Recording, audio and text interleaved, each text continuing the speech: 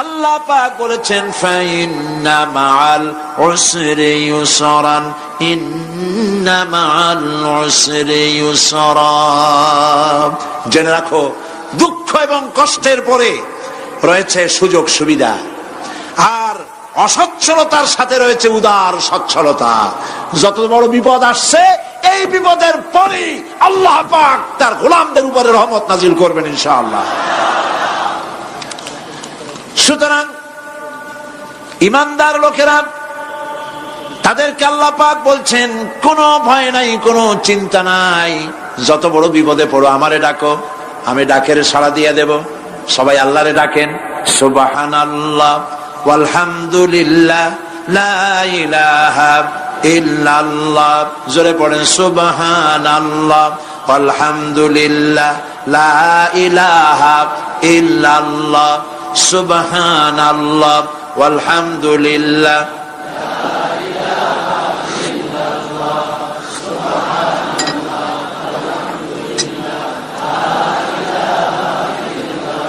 লা ইলাহা ইল্লাল্লাহু মুহাম্মাদুর রাসূলুল্লাহ। আল্লাহর উপর ঈমান আনলে যত ফায়দা হয়, এত ফায়দা দুনিয়ায় কোথাও নাই। সুবহানাল্লাহ। আল্লাহর উপর ঈমান আনার ৫ম নম্বরের ফায়দা কয়টা বলছি? 5টা বলছি। আপনাদের অসুবিধা হচ্ছে নাকি? তাড়াতাড়ি শেষ করতেছি। 6টা বলবো, 6টা বলবো। এ হলো ৫ম নম্বর। তারপর আমরা দোয়া করব। দোয়ার দরকার আছে কিনা এই সময়? ৫ম নম্বরে আল্লাহর উপরে ঈমান আনলে পরে আরেকটি বড় ফায়দা, সেটা হলো কঠিন এবং কঠোর বিপদে আল্লাহ পাক তার মধ্যে অবিচলতার এবং ধৈর্য ধরার তৌফিক দিয়ে দেন। সুবহানাল্লাহ। যত বড় বিপদ আসুক, সেই বিপদে মুসিবতে আল্লাহ পাক মুমিনদেরকে আল্লাহর উপরে নির্ভরতা শিখায় দেন। সুবহানাল্লাহ। কারণ মুমিনদের জানা আছে যে ঈমানদারদের বিপদ নতুন কিছু নয়, একেবারে আদম আলাইহিস সালাম থেকে শুরু হয়ে আসছে। ঠিক কিনা? আদম আলাইহিস সালামের বিপদ হয় নাই? আদম আলাইহিস সালামের বিপদ কি? শয়তান। তার বিপদ কি? শয়তান ছিল বিপদ।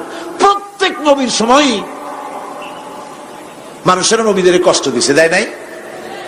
বিশ্বকবি ইকবাল বলেছেন, সতীজা কা রহা হ্যায় अज़ल से ताइम रोज, सतीजा का रहा है अज़ल से ताइम रोज, चरागे मुस्तफा भी से शरारे बुलहबीस। আবহমান কাল থেকে শুরু করে মুহাম্মদ সাল্লাল্লাহু আলাইহি ওয়াসাল্লামের চারাগকে, নূরকে, ঈমানকে, ইসলামকে নিভায় দেওয়ার জন্য আবু জাহেলের গোষ্ঠীরা চিরকাল চেষ্টা করেছে। সব চেষ্টা কর্পূরের মতো উড়ে গেছে, মুহাম্মদ সাল্লাল্লাহু আলাইহি ওয়াসাল্লামের চারাগ টিম টিম করে জ্বলতে রয়েছে। আল্লাহ পাক বলছেন, ইউরিদুনা লিইউতফিউ নূরাল্লাহি বিআফওয়াহিহিম ওয়াল্লাহু মুতিম্মু নূরিহি ওয়ালাউ কারিহাল কাফিরুন। ওরা চায় মুখের ফু দিয়া, কারা? কাফেরেরা। ইসলাম সহ্য করতে পারে না যারা, ওরা চায় মুখের ফু দিয়া আমার আলোটাকে নির্বাপিত করে দেবে। আল্লাহ পাক বলেন, ওয়াল্লাহু মুতিম্মু নূরি, আমি আমার নূরকে পূর্ণতা দান করব, তাতে কাফির বেঈমানদের মনের ভিতরে যত জ্বালা হোক, যন্ত্রণা হোক, ওদের কলজা যত পুড়ুক, ইসলাম তার বিজয় পতাকা নিয়ে উঠবে, কেউ ঠেকাতে পারবে না। আল্লাহ রাব্বুল আলামিন, আল্লাহ পাক বলছেন, ওয়াকাযালিকা জাআলনা লিকুল্লি নাবিয়্যিন আদুওয়াম মিনাল মুজরিমিন। আর এমনি করে আমি সকল নবীর শত্রু বানিয়েছি সব পাপিষ্ঠ অপরাধ প্রবণ লোকদের। শুনছেন কথা? শোনেন নাই? আল্লাহ পাক বলছেন, দুনিয়ার সব নবীদের তাদের জন্য আমি শত্রু বানাইছি কাদেরকে? যারা সব থেকে বেশি পাপিষ্ঠ, অপরাধ প্রবণ। এরা হচ্ছে নবীর দুশমন। এরা সব নবীদের সাথে দুশমনি করেছে। আজও দেশের আলেমদের সাথে দুশমনি করে সবচাইতে বড় পাপিষ্ঠরা। এটা কোরআন। এটা কি? কোরআন। জোরে বলেন এটা কি? আল্লাহ রাব্বুল আলামিন বলছেন, ওয়া কাযালিকা জাআলনা লিকুল্লি নাবিয়্যিন আদুওয়াম মিনাল মুজরিমিন। সব পাপীরা, পাপিষ্ঠরা আমার দ্বীনের দাওয়াত যারা দেয় তাদেরকে জীবনের দুশমন মনে করে। কেন? শোনেন, আমি কারো আওয়াজ শোনাচ্ছি? কারো আওয়াজ শোনাচ্ছি? আমার আল্লাহর আওয়াজ। অপরাধটা কি? নবীদের বিরুদ্ধে, নবীর ওয়ারিস ওয়ারাসাতুল আম্বিয়া কারা, তো তাদের বিরুদ্ধে তাদের অপরাধটা কি? তাদের অপরাধ সম্পর্কে আল্লাহ নিজে বলেন, ওয়ামা নাকামু মিনহুম ইল্লা আন ইউমিনু বিল্লাহিল আজিজিল হামিদ। এদের বিরুদ্ধে অ্যাকশন নেওয়ার আর কোন অপরাধ ওদের নাই। ওদের একমাত্র অপরাধ, ওরা আল্লাহর জমিনে আল্লাহর আইন প্রতিষ্ঠা করতে চায়। এটাই হচ্ছে অপরাধ। এই অপরাধে নবীদের শাস্তি হয়েছে। নবীরা মার খেয়েছেন, সাহাবায়ে কেরাম মার খেয়েছেন। আমরা তো সাহাবায়ে কেরামের জুতার ধুলার সমানও নই। সুতরাং এগুলি আমাদের পাওনা। এই রক্তের বিনিময়, জীবনের বিনিময় আল্লাহ পাক তার দ্বীনকে প্রতিষ্ঠা করবেন ইনশাআল্লাহ। হযরতে খাব্বাব, বুখারী শুনুন, বুখারীর হাদিস। আমি কোনো কথা বানিয়ে বলি না। আমি লেখাপড়া করি, পড়াশোনা করি, চোখে দেখি, তারপরে কথা বলার চেষ্টা করি। বাজে গপ্প কিস্সা কাহিনী বলার অভ্যাস আমার কোনো কালে ছিল না, নাই। রাসূল করিম সাল্লাল্লাহু আলাইহি ওয়াসাল্লামের মতো মানুষ, ওনার মতো মানুষ, আহারে, তার চাইতে শ্রেষ্ঠ মানুষ কি পৃথিবীতে আছে? তিনি মার খাইছেন না খান নাই? আহা, কিভাবে তাকে মারলো! গলায় চাদর দিয়ে পেঁচাইয়া আছাড় মেরে ফেলে দিয়ে তারপরে তাকে প্রহার করা হয়েছে। আবু জাহেল মেরেছে, বেহুশ হয়ে গেছেন হুজুর। হযরতে হামজা তখনও কাফের ছিলেন। শিকার থেকে ফিরে এসে মুহাম্মদ সাল্লাল্লাহু আলাইহি ওয়াসাল্লামের অবস্থা দেখে পায়ের রক্ত মাথায় উঠে গেছে।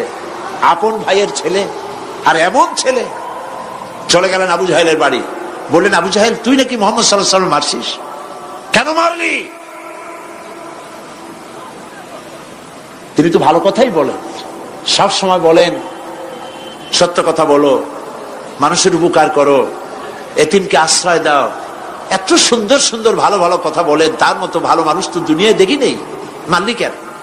তুই কি মনে করছিস যে আব্দুল্লাহ মারা গেছে বলে এতিম হয়ে গেছে মুহাম্মদ সাল্লাল্লাহু আলাইহি ওয়াসাল্লাম?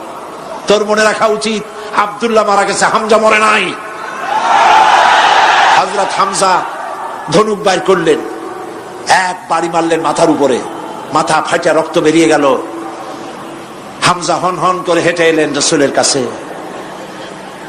হুজুরের অসুস্থ দেহ মোবারক কোলে উঠায় নিয়ে বললেন, বাবা, তার মস্তক মোবারক কোলে উঠায় নিয়ে বললেন, আমি আবু জাহেলের মাথা ফাটিয়ে রক্ত বের করে দিয়ে এসেছি, তুমি একটু খুশি হও। হুজুর বললেন, চাচা, কার মাথা ফাটাইছেন, কার রক্ত বের করেছেন, এই কথা বলে তো আমাকে আপনি খুশি করতে পারবেন না। তিনি বললেন, বাবা, তুমি কি হলে খুশি হও?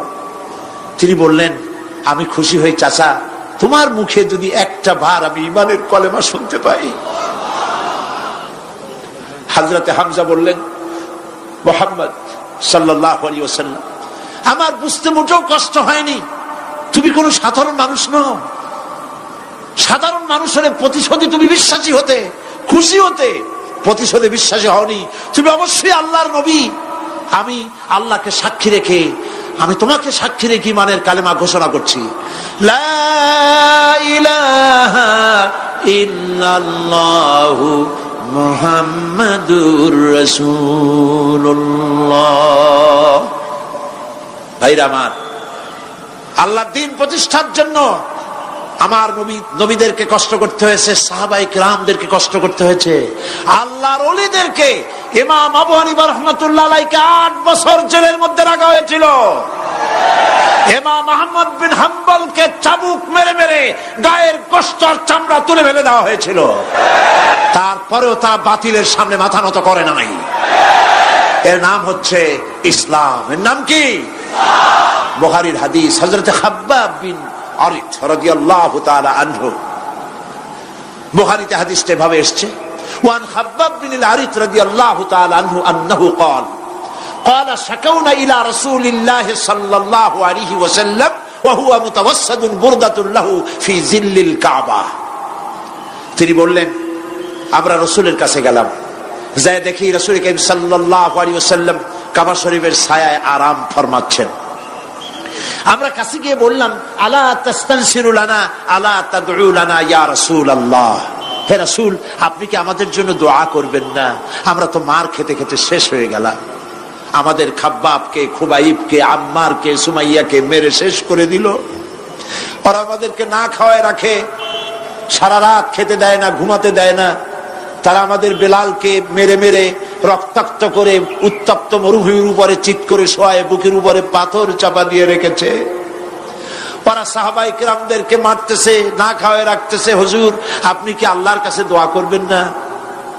এখনো কি দোয়ার সময় আসে নাই?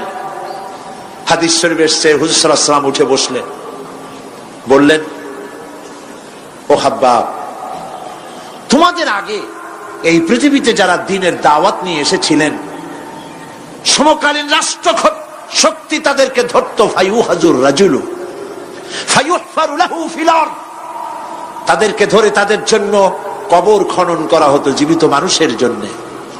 ফায়ুজআলু ফিহা, এরপরে সেই গর্তের ভিতরে তার কোমর পর্যন্ত গেড়ে দেওয়া হতো। সুম্মা ইউতা বিল মানশার, এরপরে করাত আনা হতো। ফায়ুদাউ আলা রাসিহি, এরপরে সেই করাত তার মাথার উপরে রাখা হতো। ফায়ুজআলু নিসফাইন, করাত দিয়া ঘষে ঘষে চিরে চিরে জীবিত মানুষকে দ্বিখণ্ডিত করে ফেলে দেওয়া হতো। মা ইয়াসুদ্দুহু যালিকা আন দীনিহি, এত কষ্ট দেওয়ার পরেও আল্লাহর গোলামদেরকে এক চুল জায়গা দিন থেকে সরায় দেওয়া যায় নাই। এই জুলম, এই অত্যাচারের পরেই আল্লাহ পাকের দ্বীন কায়েম হয়েছিল মদিনায়। রাসূলুল্লাহ বলেছিলেন, খায়রুল কুরুনি কারনি, সর্বশ্রেষ্ঠ যুগ আমার যুগ। বন্ধুগণ, আল্লাহর উপর ঈমান আনলে মানুষের ভিতরে এ ধরনের অবিচলতা আসে, বিপদে ধৈর্য ধরার হিম্মত পয়দা হয়ে যায়। সুবহানাল্লাহ বলো। মুসা আলাইহিস সালাম কে? মুসা আলাইহিস সালাম কোরআন ওয়াজ করতেছে। সুবহানাল্লাহ বলে। গল্প করতেছি না কোরআন শোনাচ্ছি? গল্প করতেছি না হাদিস শোনাচ্ছি? আল্লাহ রাব্বুল আলামিন বলেন, ফিরআউন মুসা আলাইহিস সালামকে চতুর্দিক থেকে, 3 দিক থেকে ঘেরাও করেছে। একদিকে দরিয়া, 3 দিকে ফিরআউনের সৈন্যরা। কোরআন শরীফে ঘটনা এভাবে তুলতেছে, ফালাম্মা তারাআল জামআন ক্বালা আসহাবু মূসা ইন্না লামুদরাকুন। মূসা আলাইহিস সালামের সাথীরা বলছেন, হে মূসা, আমরা তো পাকড়াও হয়ে গেছি, পালাবার কোনো পথ নাই, মরছি। মূসা আলাইহিস সালাম ভয় পাইছিলেন নাকি? ঈমান কারে বলে? হযরতে মূসা আলাইহিস সালাম বললেন, কাল্লা ইন্না মা'য়া রাব্বী সায়াহদিন, নিশ্চয় নয়, অবশ্যই নয়, রব্বী সায়াহদিন, আমার প্রভু অবশ্যই, সিন দিয়ে বোঝানো হচ্ছে অবশ্যই আমার রব আমার জন্য রাস্তা করে দেবেন। এর নাম ঈমান। সুবহানাল্লাহ বলেন। এর নাম ঈমান। চতুর্দিক থেকে বিপদ ঘনীভূত, বেরোবার কোন রাস্তা নাই। ওর মধ্য দিয়ে ওমাইয়াত্তাকিল্লাহা ইয়াজআল লাহু মাখরাজা, কোন রাস্তা নাই, চতুর্দিকে অন্ধকার। এরপরে যদি বান্দা আমার উপরে ভয় করে, আমাকে ভালোবাসে, আমাকে ভয় করে, সবর ইখতিয়ার করে, অন্ধকারের ভেতর থেকে নিশ্ছিদ্র অন্ধকারের ভেতর দিয়ে আলোর রশ্মি বের করে মুমিনদের যাওয়ার জন্য রাস্তা করে দেব। মুসা আলাইহিস সালাম বললেন, ভয় পাইও না, আল্লাহ আমাদের পথ তৈরি করে দিবেন। আল্লাহ রাব্বুল আলামিন হযরত মুসা আলাইহিস সালামকে বললেন, হাতের লাঠি দিয়া দরিয়ার উপরে আঘাত করো। মুসা আলাইহিস সালাম আঘাত করলেন। রাস্তা দরকার ছিল একটার। মুসা আলাইহিস সালামের এক আঘাতে রব্বুল আলামিন দরিয়ার ভিতরে মুসা আলাইহিস সালাম এবং তার সাথী সঙ্গীদের পারাপারের জন্য 12টা রাস্তা পয়দা করে দিলেন। গল্প না কোরআন। রাস্তা তৈরি হয়ে গেল 12টা, সব পার হয়ে গেল। ফেরাউন তার দলবল নিয়ে আসছে। আল্লাহ রাব্বুল আলামিন বলেন, ওয়া আনজাইনা মূসা ওয়া মান মাআহু আজমাইন সুম্মা আগরাকনাল আখারিন। মূসা আলাইহিস সালামকে পার করলাম, পিছনে যারা আসতেছিল, কারা আসতেছিল? ফেরাউন। ফেরাউন আসছে তার দলবল নিয়ে। আসে রাস্তা দেখিয়া মনে করছে ওর বাজানের তৈরি করে রাস্তা, দলবল নিয়ে নামছে। দরিয়ার মাঝখানে এলো, আল্লাহ পাক অর্ডার করলেন খুন, ব্যাস রাস্তা বন্ধ হয়ে গেল। রাস্তা কি হয়ে গেল? শুরু হয়ে গেল চুবনি। পানির ভিতরে চুবনি খাচ্ছে, নিচে যায়, উপরে ওঠে। পানি খাইতে খাইতে পেট পটকা মাছের মতো এরকম মোটা হয়ে গেছে। ডুবে ডুবে সব মরছে। এখন ফেরাউন একা, কেউ নাই। ফেরাউন একা। ফেরাউন পানির ভিতরে চুবনি খেতে খেতে তুমানের ভিতর থেকে নাক একটু জাগায় আর বলে, আমানতু আন্নাহু লা ইলাহা ইল্লাল্লাযী আমানাত বিহি বানু ইসরাঈল। ও আল্লাহ, তুমি ছাড়া কোনো ইলাহ নাই। আমি ঈমান আনলাম ওই আল্লাহর উপরে। বনি ইসরাঈল ঈমান আনছে যার উপরে। কাজী বনি ইসরাঈলদের পার করে দিয়েছো, আমারও পার করো। আল্লাহ তুমি রক্ষা করো। আমি তো মুসলমান। ওয়া আনা মিনাল মুসলিমিন। আমি তো মুসলমান, কলেমা পড়লাম, তারপরও চুবাও কেন? আল্লাহ রাব্বুল আলামিন বলেন, এখন وَقَدْ عَصَيْتَ قَبْلُ وَكُنْتَ مِنَ الْمُفْسِدِينَ। এখন ঈমান আনতেছ, আর এর পূর্বে আমার দিন যারা জমিনে প্রতিষ্ঠিত করতে চেয়েছে তাদেরকে জেল দিয়েছো, জুলুম করেছো, অত্যাচার করেছো। আজ তোমাকে ছাড়বো না। তোমাকে শুধু মারবই না, আল-ইয়াওমা নুনাজ্জিকা বিবাদানিক, আল-ইয়াওমা নুনাজ্জিকা বিবাদানিক। আমি তোরে শুধু মারবই না। কে বলতেছেন? জোরে বলেন, কে বলতেছেন?